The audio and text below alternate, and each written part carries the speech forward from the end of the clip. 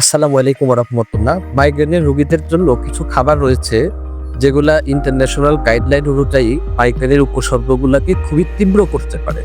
বিভিন্ন মেডিকেল গবেষণার তথ্য অনুযায়ী বলা যায় যে প্রসেস মাংস, চিজ বা দুগ্ধজাত খাবার, এই খাবারগুলোতে থায়ানিন সমৃদ্ধ থাকে, যে কারণে বিশেষ করে দুগ্ধজাত প্রোডাক্টে মাইগ্রেনের তীব্রতা প্রচন্ড তীব্র করতে পারে। অতিরিক্ত ক্যাফেইন খাওয়া থেকে বিরত থাকতে বলা হয়েছে, যেমন কফি, চা মাইগ্রেনের তীব্রতাকে প্রচন্ড বাড়াতে পারে। চকোলেটে থাকা থিওব্রোমিন নামক এবং ক্যাফেইন মাইগ্রেনের মাথা ব্যথাকে আরো বাড়িয়ে দিতে পারে। তাই চকলেট আপনি নির্দিষ্ট পরিমাণের বেশি, মানে অতিরিক্ত খাবেন না। আরেকটি আছে অ্যালকোহল, বিশেষ করে রেড ওয়াইন এবং অন্যান্য অ্যালকোহলিক যে পানীয় আছে যেগুলোকে মাইগ্রেনকে উস্কে দিতে পারে।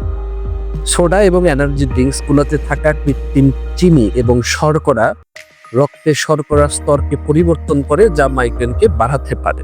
সাইট্রাস ফল অতিরিক্ত পরিমাণে খেলে, যেমন কমলা, লেবু, এই টাইপের যে টক জাতীয় যে ফলগুলি আছে, এটা অতিরিক্ত যদি আপনি খান তাহলে মাইগ্রেনের ব্যথা বেশি হতে পারে। আপনি মাইগ্রেনের জন্য সবুজ শাকসবজি, ফলমূল এগুলি বেশি বেশি খাওয়ার পরামর্শ দেওয়া হয়েছে।